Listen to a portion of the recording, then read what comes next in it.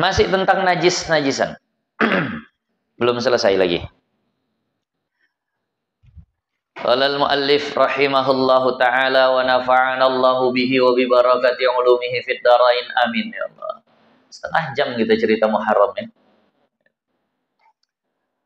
Wa yu'fa an mahalli istijmarihi, dan dimaafkan dari tempat istijmarnya. Ada dua istilah, ada istinja dan istijmar. Istinja itu umum. Istinja itu umum. Yang pakai air bisa dibilang istinja, yang pakai batu juga bisa dibilang istinja. Nah, kalau istijmar itu khusus.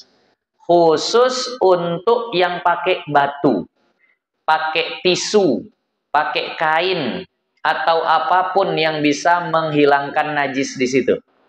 Maka kalau ada orang buang hajat, baik buang air kecil atau buang air besar, lalu dia istinja dengan batu, yang bahasa Arabnya tadi istijmar, bisa dipastikan bahwa najisnya tidak hilang.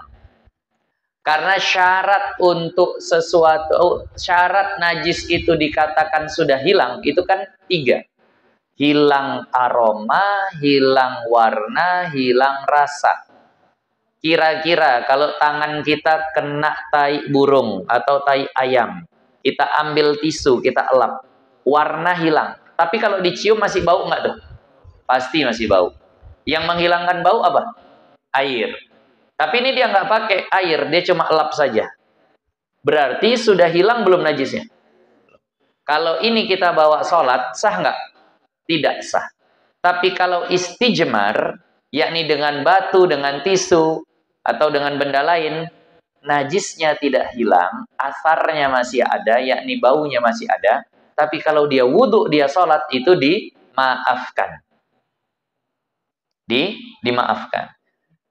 Tapi ingat ya, selalu saya katakan, istinja dengan tisu, istinja dengan batu, itu sulit dilakukan. Karena syaratnya banyak. Pertama syaratnya, najisnya tidak boleh kering. Kalau najisnya sudah kering, nggak bisa pakai batu, nggak bisa pakai tisu, harus pakai air.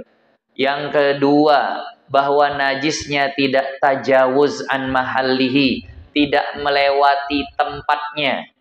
Kalau mohon maaf, kalau laki-laki jangan sampai lewat hasyafah. Kalau udah lewat hasyafah, yang di batangnya itu wajib pakai air. Paham bahasa saya ini? Beslemak. Nah, jangan sampai dia melewati tempatnya. Kalau dia itu mohon maaf bahasanya, kalau dia dubur, jangan sampai melewati 2 papan duburnya. Kalau udah sampai paha, itu udah yang di paha mesti pakai air. 1. Yang ketiga, tidak dia intiqal, tidak dia berpindah dari tempatnya. Bedanya tajawuz dengan intiqal, mana tahu nanti baca kitab ada 2 istilah itu. Tajawuz itu dia nggak putus, tapi melewati. Paham? Nih misalnya duburnya, nih pahanya. Nah, meleleh lah gitu, apalah namanya. Pokoknya begitu. Dah. Itu namanya tajawuz. Nah, kalau intikal dia melompat. Nah, itu namanya intikal. Itu pun tak boleh. Misal, dia buang air besar atau buang air kecil, kena tumitnya. Itu kira-kira meleleh atau melompat? Kan meloncat. Nah, itu namanya intikal. Yang ditumit itu wajib pakai air. Yang keempat, syaratnya adalah bahwasannya dengan 3 buah batu atau 3 tisu. Nah, 3 sisi batu atau 3 lembar tisu atau yang semisalnya. Yang kelima, ini yang agak sulit, bahwa tidak datang kepada dubur atau kubul tadi najis yang lain atau basah-basah yang lain. Kalau sudah terpercik air ke situ, wajib pakai air semua. Kan payah tuh. Apalagi kalau buang air besar. Kadang-kadang datang ke situ. Walaupun tentang keringat ada khilaf ulama, ada yang bilang kalau keringat dimaafkan. Nah, tapi kalau air yang di bawah situ itu. Nah, makanya kalau kita lihat syaratnya ini kan agak payah menjaganya. Nah, jadi tadi.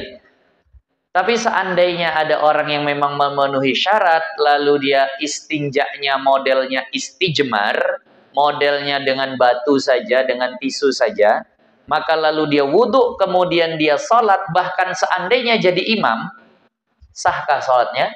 Sah. Sahkah sholat makmumnya? Sah. Nah, tapi ini memandang untuk dirinya, tidak berlaku untuk orang lain.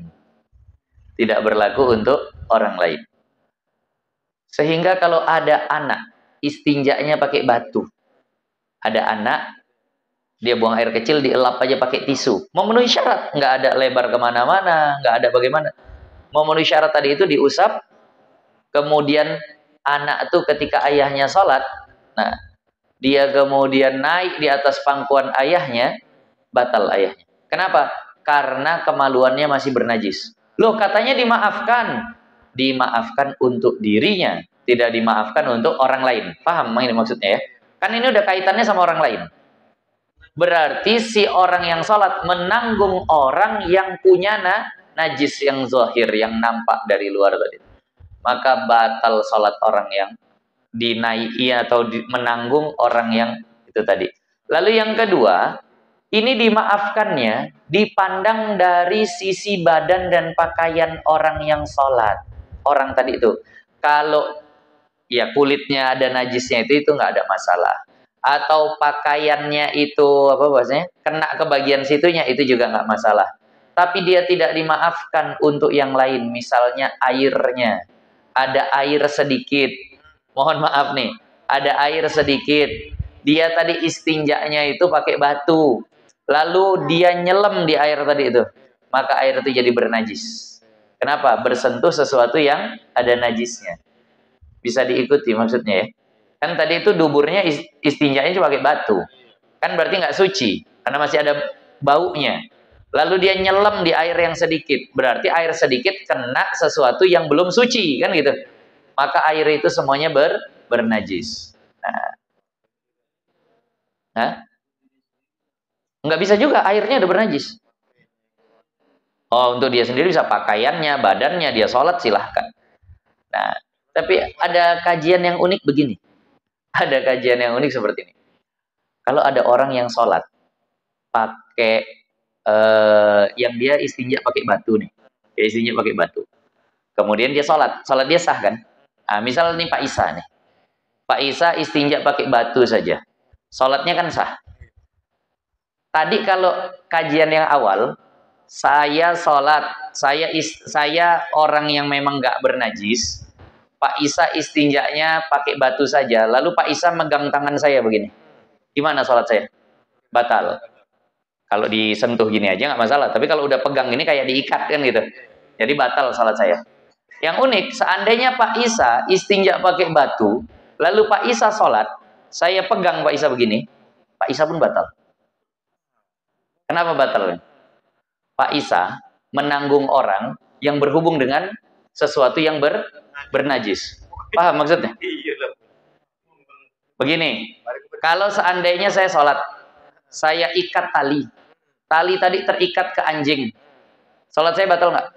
Kenapa? Karena tali bersambung dengan sesuatu yang bernajis. Saya pegang Pak Isa lagi sholat. Berarti Pak Isa bersambung sama saya, yang saya bersambung sama najis. Membal-membal jadi boleh balik. Batal Isa. Itu ada kajian yang seperti itu. Paham maksud arahnya tadi itu ya? Nah, loh, tapi kan dimaafkan untuk Pak Isa sendiri. Enggak, dia udah lewat saya sekarang. Paham maksudnya ya? Kalau tak dipegang tak ada lewatnya. Ini udah lewat saya, baru balik lagi ke Pak Isa. Maka jadi batal saat itu. Nah,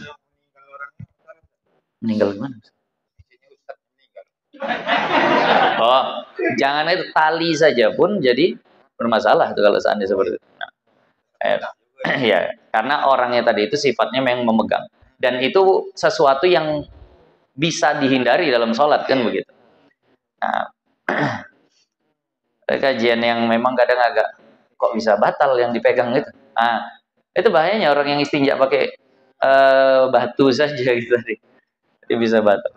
Nah, Nah, kita lanjut. Jadi tadi dia sah untuk itu, untuk dirinya sendiri, tidak sah untuk orang lain, tidak dimaafkan juga untuk di ayat. Nah, kemudian wa annimi dzubabin, dan daripada tahilalat. Tahilalat. Tahilalat atau tahilalat? Bukan tai lalat yang di badan, kalau itu memang bukan najis. Ini tai kotoran lalat tuh, kotoran lalat. Di situ diartikan kotoran lalat. Tahi ya, ya. Kotoran lalat. Itu juga dimaafkan. Nah, kalau tai lalat itu bagus tuh ya. Tai lalat tuh bagus. Saya kemarin ada baca buku luar biasanya. Sayyiduna Bilal bin Rabah. Itu kan kulitnya hitam. Tapi di surga, Masya Allah, jadi putih. Hitamnya kemana? Kata penulis kitab itu, Asyamsul Munirah, seluruh bidadari surga dibagikan tahi lalat yang berasal dari hitamnya Bilal bin Rabah. Jadi dipencar-pencar. Jadi semua bidadari surga itu punya tahi lalat di pipinya, yang itu diambil dari hitamnya Bilal bin Rabah tadi. Itu tadi. Jadi cantik, jadi manis betul tuh. Jadi bapak-bapak yang punya istri udah ada tai lalatnya, wah, mudah-mudahan lah. Ada bidadari surga. Itu tadi. Jadi sampai dibagi-bagikan hitamnya Bilal bin Rabah itu kepada bidadari surga. Ya Allah, luar biasa betul. Kalau hitam kita tak tahu terbagi kemana. Tak ada yang mau nampung. Nah, begitu luar biasanya Allah berikan kemuliaan kepada Sayyidina Bilal. Yang katanya dulu budak hitam dihina karena memang legam betul. Tapi ternyata seluruh bidadari surga mengambil itu sebagai hiasan yang membuatnya terlihat semakin manis. Jadi dari riwayat itu kita tahu bahwa bidadari surga itu semuanya ada tai lalatnya di pipinya. Nah, tadi, tak usah dibuat-buat Bu, udah terima aja. Nah, jadi ini tai lalat, kita bahas tai lalat jadi ke Sayyidina Bilal. Nah, jadi tai lalat ini itu dimaafkan. Kenapa? Karena sudah sangat sulit untuk menghindarinya. Nah, lalat dulu udah pernah kita bahas bahwa lalat ini di sini ada beberapa ta'likan atau beberapa informasi tentang lalat yang disampaikan ulama. Yang pertama, ini saya baca di hasyiahnya ya, I'anatut Talibinnya. La ya'ishu aksar min arba'ina yauman. Lalat itu tidak bisa hidup lebih dari 40 hari. Usianya itu paling lama 40 hari, habis itu mati dia. Nah, itu lalat.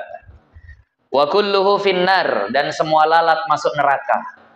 Semua lalat masuk neraka. Udahlah di dunia kena lem, udahlah di dunia kena tepuk, kena reket, listrik, mati, di akhirat masuk neraka. Tapi di sini dikatakan li ta'dibi ahliha la li ta'dibihi. Lalat itu masuk neraka bukan untuk diazab tapi sebagai alat azab. Nah, jadi orang di neraka udahlah panas, udahlah sakit, dirubung lalat lagi, kan risih betul.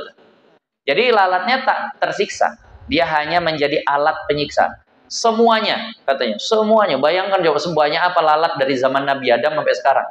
Semuanya itu dihidupkan masuk ke neraka. Bayangkan busuknya neraka itu kayak apa? Kalah pajak. Pajak banyak lalat. Itu aja gitu dari sih. Coba bayangkan. Kita yang biasanya punya rumah nggak belalat. Ada lalat beberapa aja udah risihnya luar biasa. Di mobil ada 1 ekor lalat aja masuk. Wah udah bingung gitu. Keluarin. Kan rasanya mengganggu betul. Nah itu semua lalat tuh masukin ke neraka semua Allah. Untuk mengganggu orang tadi. Ya Allah. Risih iya, sakit iya. Na'udzubillah. Kemudian dikatakan wa kana la yaqa'u ala jasadihi sallallahu alaihi wasallam, dan lalat ini enggak pernah nempel di jasadnya baginda Nabi. Badan Nabi itu enggak pernah ditempelin lalat. Itu mulianya Nabi. Nabi ini perkara-perkara mulia banyak terjadi pada diri Nabi. Pertama, enggak pernah dihinggapi lalat. Kedua, Nabi enggak pernah menguap. Ketiga, riwayat yang barusan saya dengar dari Ustazah Halimah Al-Idrus, bahwasannya Nabi nggak pernah kentut, nggak pernah buang angin. Nah, saya baru dengar itu. Nah, ya kata beliau Nabi nggak pernah buang angin. Seandainya nih ya, seandainya Nabi buang angin, jangan dianggap buang anginnya bau, bisa jadi wangi. Orang mohon maaf, kencingnya Nabi aja nggak terasa baunya kan. Nah, jadi maka itu nggak pernah hinggap, lalat tuh nggak pernah hinggap di tubuhnya Nabi, wala ala siyabihi, dan tidak pernah hinggap di bajunya Nabi. Di bajunya Nabi nggak pernah hinggap. Kalau kita kemasuk ke mulut pun mau lalat. Masuk ke mulut lagi nguap, ya Allah. Itu pertanda hinanya kita sih. Ya rahmat. Ada yang pernah, yang ketawa pernah kemasukan lalat ke mulut. Nabi badannya tidak, bajunya tidak. Kita ya Allah, rongga mulut pun masuk. Wa huwa ajhalul khalqi, dan dia adalah makhluk yang paling bodoh. Lalat itu adalah makhluk Allah yang paling bodoh. Jadi sebenarnya mohon maaf, kita kan kalau memaki orang dengan bahasa monyet lah, dengan bahasa sebenarnya yang paling menyakitkan kau lalat kau. Nah, itu hina betul tuh. Itu berarti udah paling bodoh tuh. Jadi kalau seandainya mungkin dengarnya nggak sakit hati, bagi yang nggak berilmu kan oh cuma lalat nih. Tapi bagi yang ngaji itu sakit hati betul. Memanglah lalat gue ini. Nah. Sakit hati betul. Kenapa? Karena udah makhluk paling bodoh. Nah, dan ini mungkin guru-guru yang geram sama anaknya bisa dipilih bahasa ini. Nah, kalau dibilang monyet sakit hati, padahal monyet pintar ya. Nah, padahal monyet pintar, tapi dibilang monyet kok sakit hati. Tapi kalau dibilang oh lalat kau, kayaknya nggak pala sakit hati. Itu karena nggak ngaji gitu. Kalau orang ngaji bilang itu sakit hati. Nah, kenapa dibilang bodoh? Li'annahu yulqi nafsahu ala ma fihi halakuhu. Karena dia sering hinggap di tempat yang jadi tempat binasanya. Dikasih lem, dia lengket di lem. Nah, itu yang setrum-setrum apa itu? Kan ada yang nangkap-nangkap serangga tuh. Dia mau ke situ. Nah, jadi makanya dianggap sebagai makhluk paling bodoh. Nah, julukannya namanya tuh Abu Hamzah. Nah, namanya itu Abu Hamzah. Nah, jadi begini, saya nggak tahu apakah yang dimaksud, karena Allah kasih tahu semua nama benda kepada Nabi Adam kan gitu. Wa 'allama Adamal asma'a kullah. Dan Allah ajari Nabi Adam itu seluruh nama yang ada. Jadi setiap benda itu ada nama. Nah, yang kita nggak tahu, Nabi Adam lah yang tahu. Nah, mungkin itulah di antara nama-nama yang seperti itu yang seperti ini. Wallahu a'lam. Nah, jadi tahinya ini dimaafkan. Kemudian wa bauli wa rausi khufashin, dan kencing serta kotoran kelelawar. Kencing dan kotoran kelelawar. Nah, fil makan. Kalau adanya di tempat sholat. Kalau kenanya di pakaian nggak dimaafkan tuh kencing sama kotorannya kelelawar. Tapi kalau dia banyak di tempat sholat, karena mungkin masjid dulu, kalau sekarang kan burung ya. Nah, kalau dulu burung nama kelelawar. Kelelawar itu kan dia sering di atas-atas begitu. Tapi tempat yang gelap ya. Kalau sekarang jarang karena udah terang. Nah, jadi kalau itu masjid, itu rumah atau apa begitu banyak kencing dan kotoran kelelawarnya, udah dimaafin.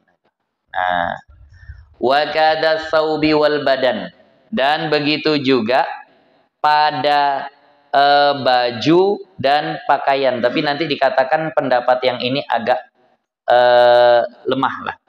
Wa kada saub wal badan ay wa kada yufa amma dzukira fihima. Tapi sebagian ulama mengatakan ini semuanya kalau sudah amum balwa. Kalau sudah amum balwa, sudah payah betul mengantisipasinya. Wa in katsurat, walaupun banyak. Li'usril ihtirazi anha, karena sulitnya menjaga diri darinya. Kalau kita kayaknya tai kelelawar ini kita nggak masuk di kita. Jarang. Jumpa kelelawarnya aja jarang. Nah, nggak tahu di kita ini kok jarang. Mungkin di Arab sana memang udah terlalu sering. Nah, mungkin karena jarang ada pohon sana ya. Nah. Wa yu'fa, dan dimaafkan juga amma jaffa min dharaqisa irit tuyur. Dan dimaafkan juga dari sesuatu yang kering, dari kotoran semua burung. Fil makan, di tempat salat. Idza ammatil balwa bihi, kalau sudah umum balak dengannya. Kotoran burung. Nah, ini termasuklah yang kena bala itu pondok kami, pesantren kami, Zainul Umam. Sekarang aula itu belum berplafon deh. Jadi santri itu cukup repot lah. Terakhir kadang kalau seandainya tadi udah kena, udahlah. Udah banyak kali soalnya. Udah dibersih-bersihkan, lewat juga lagi. Ada yang tak nampak. Kalau seandainya setelah itu dia baru sadar ada kotoran burung di bawah kakinya, atau yang terpijak dia, atau yang tersentuh dia ketika sholat, itu udah dimaafkan. Kenapa? Udah terlalu banyak. Nah, ada tadi. Beberapa masjid kan juga begitu, tapi kalau udah berplafon gini udah aman. Nah, kalau sudah membalwa dengannya. Nah, tadi. Wa qadiyatu kalamil majmu' al-afwu inda anhu fi thawb wal badani aidan. Dan yang dituntut atau arah daripada pendapat yang ada di majmu', kitab Majmu' Syarah Muhadzab, dimaafkan juga dari kotoran burung tadi di baju dan di badan. Tapi kayaknya pendapat inilah yang dikatakan juga lemah di sini. Di hasyiahnya dikatakan dhaif. Nah, jadi itu pendapat lemah. Di situ ada catatannya. Oh, jadi ini pendapat yang dhaif. Kalau di baju dan di pakaian tetap dimaafkan. Karena kan kalau lantai iyalah payah. Cemana menghalangi supaya burung tadi tak kena ke lantai kan payah. Kalau pakaian kan hendaknya di atas kita selalu ada burung. Nah, itu bisa jarang-jarang lah kena tadi. Nah, dan itu pun tadi dikatakan itu kalau dia sudah kering. Kan itu, kalau basah masih kotoran burungnya nggak dimaafkan. Nah, di sini ada syarat dimaafkannya kotoran burung. Dikatakan di hasyiahnya ini di dalam kitab Tuhfah. Oh bukan, nggak disebut di mana. Ada beberapa syarat. Yang pertama kering, yang kedua umum balwa, yang ketiga tidak dengan sengaja dia berdiri di atas kotoran burungnya. Kalau udah tahu tuh kotoran burung, dia pijakkan juga, itu nggak dimaafkan. Nah, nanti dalam kitab Asy' al-Bajuri ditambah lagi. Syaratnya waktu dia kena itu kakinya tidak basah. Nah, tadi kalau kakinya basah itu tidak dimaafkan. Tapi kata Imam Romli tetap dimaafkan juga, walaupun kakinya basah. Nah, nah, jadi ini tentang kotoran burung. Wala yu'fa, dan tidak dimaafkan an ba'ril fa'ri. Nah, dari kotoran tikus itu tidak dimaafkan, dari kotoran tikus. Walau yabisan, walaupun kering, alal aujuh, menurut pendapat yang lebih benar, yang lebih sahih. Ini tidak dimaafkannya kalau di baju, di pakaian, di badan, dan di tempat orang sholat. Tapi kalau yang lalu udah kita bahas, kalau dia itu kenanya di air, itu dimaafkan. Kalau memang sudah terlalu sulit menjaganya. Kadang kamar mandi banyak tikusnya, atau ada tai tikus, buangin air aja jadinya, kan sayang. Jadi sudah itu dimaafkan. Kalau seandainya sudah terlalu sulit. Kalau di air ya, di ember, di sumur, di bak mandi, itu dimaafkan. Tapi kalau di baju, di badan, dan di tempat sholat itu tidak dimaafkan. Lakin akan tetapi afta syekhuna.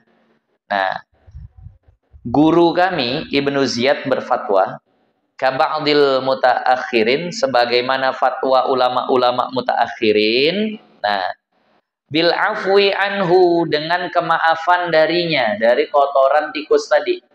Itu dimaafkan kalau ada di tempat sholat, di baju, dan di badan. Tapi syaratnya idza ammatil balwa bihi. Kalau seandainya sudah umum bala darinya. Nah, ka umumiha fi daraqit tuyur, sebagaimana umumnya balwa di kotoran burung tadi. Intinya begini sih sebenarnya, hasilnya dari yang kita baca, kalau sudah terlalu sulit menjaga udah dimaafin. Mau kotoran kelelawar, mau kotoran burung, mau kotoran tikus. Kalau memang sudah terlalu sulit, maka dimaafkan. Dan itu sudah menjadi kaidah fikih secara umum. Idza dhaqal amru ittasa'a. Kalau sudah terlalu sulit perkara itu, maka akan dimudahkan. Al-masyaqqatu tajlibut taisir. Keadaan yang sulit akan menarik kemudahan. Itu sudah jadi kaidah kita. Jadi maka jangan kaku dalam beragama. Jangan sampai orang merasa agama ini berat. Ulama nggak mau seperti itu. Islam ini mudah. Ketika sudah terlalu sulit, pasti akan datang kemudahannya. Ingat ya, jangan sampai dipaksa betul orang itu seperti itu. Nggak, nggak dibenarkan yang seperti itu. Nah, pokoknya kau kalau mau sholat, tiap hari harus kopel lah itu rumahmu. Banyak kali kotoran burungnya, nggak peduli, pokoknya kopel. Nah, itu kan udah terlalu memberatkan. Nah, pokoknya ingat-ingat, fatwa itu jangan kaku. Lihat-lihat orangnya. Nah,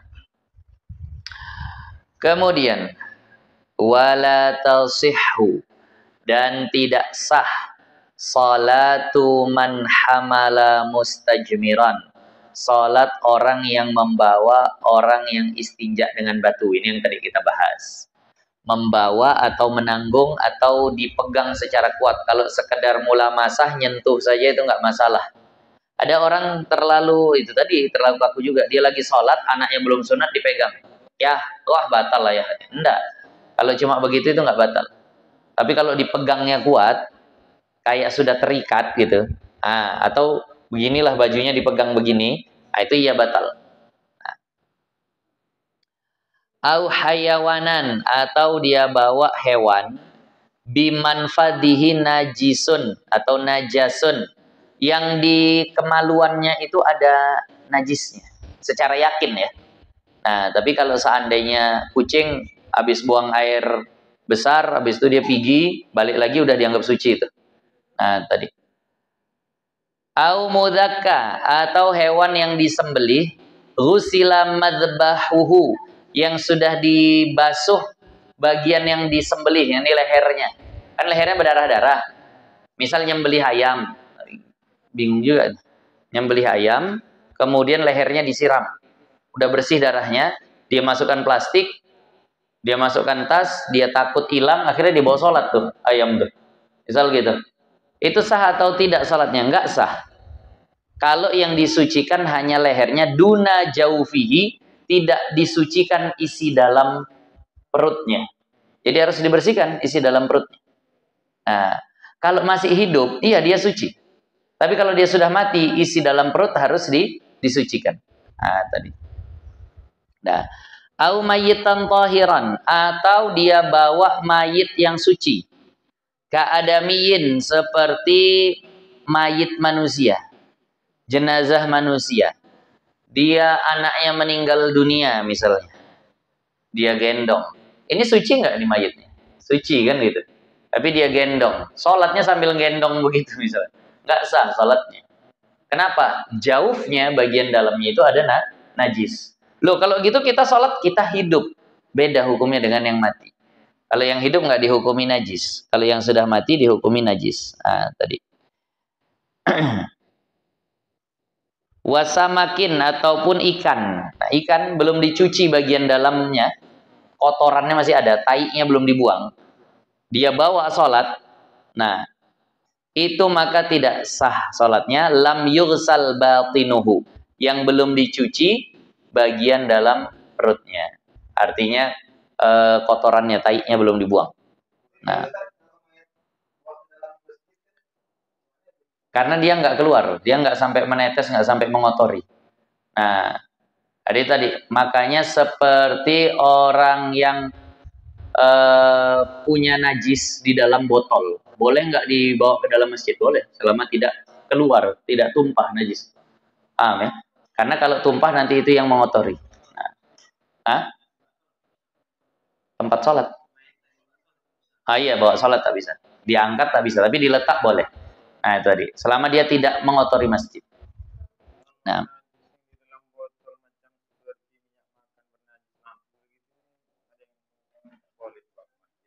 Nah, maka itu memang gimana ya? Saya pernah baca, tapi wallahu a'lam saya. Karena ulama tidak pernah membahas yang seperti itu. Mungkin kalau itu mungkin ada kekhawatiran tumpah, ada kekhawatiran mungkin mengotori gitu. Tapi kalau aman-aman saja mungkin nggak masalah. Terikat kuat.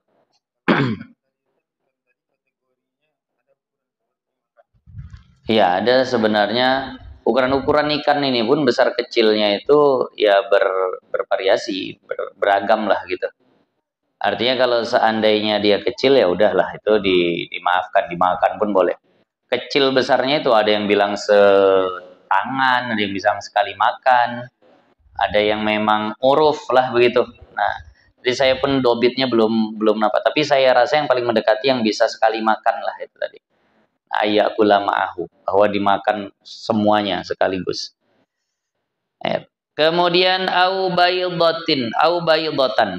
Nah, ataupun telur madiratan yang busuk ya. Itu kenapa? Busuk. Telur rusak.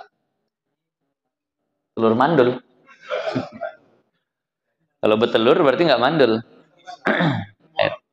Nah, fi batiniha damun, di dalamnya ada darah, itu juga nggak boleh dibawa salat. Nah, nggak boleh dibawa salat. Nah, yang seperti itu nggak dibenarkan.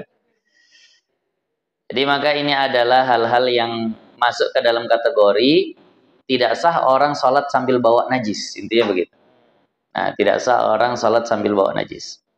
Wala salatu qabidi tarafin muttasilin binajisin, dan tidak pula salat orang yang menggenggam ujung tali muttasilin yang tali tersebut tadi berhubung dengan najis, wa illam yataharrak biharakatihi, walaupun tidak bergerak dengan gerakan tubuhnya, walaupun tidak bergerak dengan gerakan tubuhnya. Misal ada orang salat, dia pegang tali panjang, talinya sampai 1 kilometer.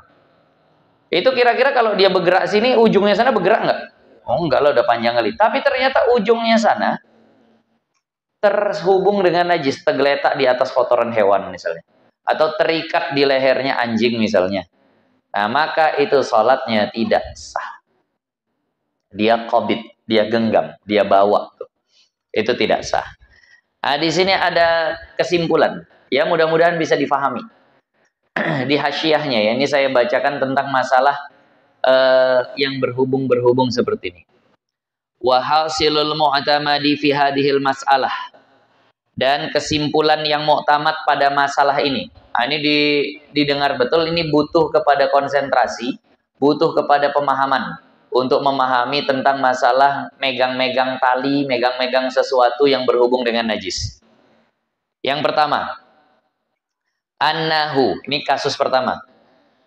In wudi'a taraful habli bi ghairi syaddin ala juz'in tahirin min syai'in mutanajjisin kasafinatin mutanajjisatin, jika diletakkan tali itu tidak diikat, diletakkan. Paham ya? Ini dia megang tali, ujung talinya diletakkan ke sesuatu yang bernajis, tapi dia diletakkannya di bagian sucinya. Paham maksudnya? Dia diletakkan di bagian suci dari sesuatu yang bernajis. Contohnya ada perahu. Perahu ini ada kotoran ayamnya, atau perahu ini ada najisnya lah di atasnya. Bernajis nih perahu. Tapi kebetulan tali ini tergeletaknya, bukan terikat ya, tergeletak di bagian yang sucinya. Paham maksudnya? Nah, ini kasus pertama. Maka yang seperti ini tidak masalah secara mutlak. Sah-sah saja. Tergeletak, tidak terikat. Kasus pertama paham ya? Nah, yang kedua. Au ala syai'in tahirin muttasilin binajasin. Nah, kasajuri kalbin, atau tergeletaknya di sesuatu yang bukan bernajis, di sesuatu yang terletak najis atau terkait najis di atasnya. Kalau tadi kan ini perahu kena kotoran basah, namanya perahunya bernajis. Misal ada kalung anjing. Kalung anjing ini kering, anjingnya kering. Itu kan namanya bukan bernajis, tapi bersentuh dengan najis. Talinya tadi terletak di kalungnya tapi nggak terikat, maka itu juga nggak masalah secara mutlak. Sama kayak yang tadi. Nah, kasus ketiga. Awada'ahu ala nafsin najisi. Nah, walau bila nahwi syaddin. dharra mutlaqan. Atau dia talinya bukan terikat tapi terletak di atas najis. Kalau ini mudarat secara mutlak. Artinya tidak sah salatnya secara mutlak. Paham kasus ketiga ya? Ini panjang, nggak diikat, tapi langsung tergeletak di badan anjingnya. Plek gitu. Anjing itu apa? Najis, bukan bernajis, najis. Maka nggak sah. Jelas ya? Atau tergeletak di atas kotoran lembu, plek gitu. Maka langsung nggak sah tuh salatnya. Walaupun tidak diikat. Nah, yang berikutnya. Nah, wa in syaddahu ala tahiril muttasili bin najis. Sekarang dia diikat. Diikat, ini kasus keberapa nih? Keempat ya. Kalau dia diikat di bagian yang suci dari sesuatu yang bernajis. Jelas maksudnya? Perahu, bagian sininya bernajis. Tapi dia diikat di sininya. Sininya nggak bernajis, tapi diikat. Ini ditafsil, dirinci. Jika ditarik perahunya bisa bergerak, maka nggak sah salatnya. Tapi kalau ditarik perahunya tidak bergerak, maka masih sah salatnya. Artinya apa? Ngikatnya kuat betul. Berarti bisalah itu bergerak batal. Nah, maka dari sinilah saya kayaknya dapat jawaban. Dapat jawaban dari fatwa guru saya. Dulu saya pernah bertanya sama Syekh Nuruddin. Syekh, kita pakai mic. Nyambung ke ampli. Terus nyambung lagi ke atas. Ke atas ini. Mungkin di atas ada tai cicaknya. Syekh langsung bilang, sah, tak masalah. Saya sulit nerimanya. Tapi nyambung nih. Kan gitu. Di atas ada tai cicak, ada tai tikus di toa tuh. Kenapa? Rupanya mungkin ini. Kalau kita tarik, bergerak nggak tuh? Enggak lah. Mungkin ampli aja pun tak bergerak. Lepas dia ditarik. Kan dia colokan begitu saja. Nah, itu tadi. Tapi kalau amplinya ringan betul, di atasnya ada tai cicak, hati-hati. Bagus pakai yang begini. Wireless. Nah, tidak ada kabelnya. Nah, ini misal nih pakai colokan situ, tarik kemari. Di atas itu ada tai cicaknya tuh. Tapi ampli kita ini besar. Kayaknya kalau ditarik pun tak goyang nih. Kalau itu nggak masalah. Jelas maksudnya ya. Nah, tadi. Nah, itu rinciannya. Adik, saya sering sama guru itu. Sering kali sama guru itu agak tak pas saya rasa, tapi Allah kasih jawabannya di akhir-akhir gitu. Saya tak tolak, saya tetap ya udahlah begitu fatwanya, tapi hati itu tak enak. Gimana ya kok kayaknya bertentangan dengan yang dibaca. Akhirnya nanti Allah kasih sendiri jawaban. Nah, itu seperti itu. Nah, sedikit lagi. Di sini tatimah ada penutup sebelum far'un di Hasyiah I'anatul Talibinnya. Di Hasyiah I'anatul Talibinnya ini ada pembahasan bagus juga tentang masalah wasyam. Apa wasyam? Tato. Tentang masalah tato. Nah, sekarang ini orang banyak pakai tato. Apa hukumnya? Tato ini dimasukkan ke masalah membawa najis saat sholat. Jadi perhatikan. Kalau ada orang bertato, kemudian dia sholat, itu terkadang ada orang bilang, wah sholatnya nggak sah. Benar itu ucapan. Tapi terkadang alasannya salah. Salahnya gimana? Ketika kita tanya, kenapa sholatnya tak sah? Tak salah. Wudhunya terhalang. Oh, itu salah. Karena tato itu tidak di atas kulit. Dia di bawah kulit.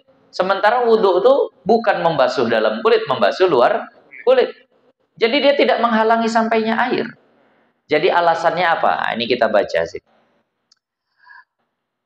Tatimah di dalam Hasyiah I'anatul Talibinnya, penutup. Tajibu ini berarti habis pembahasan tentang najis-najis yang apa ya, nempel di badan. Tajibu izalatul wasyam, wajib menghilangkan tato. Kenapa wajib? Pertama, apa itu tato? Wa huwa gharzul jildi bil ibrah. Yakni menyucuk kulit dengan jarum. Menyucuk kulit dengan jarum ila ayyadmiyah, sampai berdarah. Dah, sampai berdarah. Kemudian summa yudarru alaihi nahwu nailatin. Kemudian dimasukkan tinta ke dalamnya. Maka jadi warnanya hijau, jadi warnanya biru kan gitu.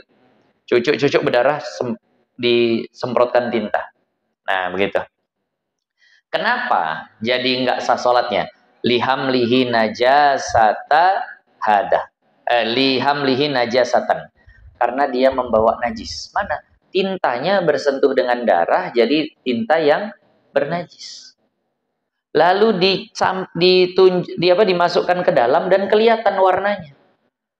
Loh, darah kita kan memang najis, cuma dia nggak kelihatan. Paham maksudnya ya? Dan dia bukan disengaja. Ini memang tintanya dimasukin, tinta bercampur darah bernajis dan nampak tuh hitam, hijau itu semuanya najis tuh. Jadi dianggap dia membawa najis. Makanya wajib dihilangkan. Nah, kapan wajib menghilangkannya? Hada illam yakhaf mahduran min mahduratit tayammum. Ini jika tidak dikhawatirkan terjadi hal yang bahaya sebagaimana yang ada di kajian tayamum. Tapi kalau menghilangkannya itu membahayakan, contohnya apa? Membuat bekas yang buruk di badan, jadi keroak, bopeng atau gimana lah gitu. Atau membuat dia merasakan sakit yang tidak tertahan. Atau menyebabkan dia jadi punya penyakit yang berbahaya. Maka itu dah nggak dihapus, nggak masalah. Nah, amma idza khafa fala talzamuhul izalatu mutlaqan. Kalau dia takut, maka itu nggak usah diilangi, nggak masalah. Nah, lanjutannya, waqala fil Bujairami, dan Imam Bujairami berpendapat di dalam kitabnya, in fa'alahu hala adami taklif. Kalau tato itu dibuat saat dia belum mukallaf, masih anak-anak. Ada anak-anak ditato sama ayahnya.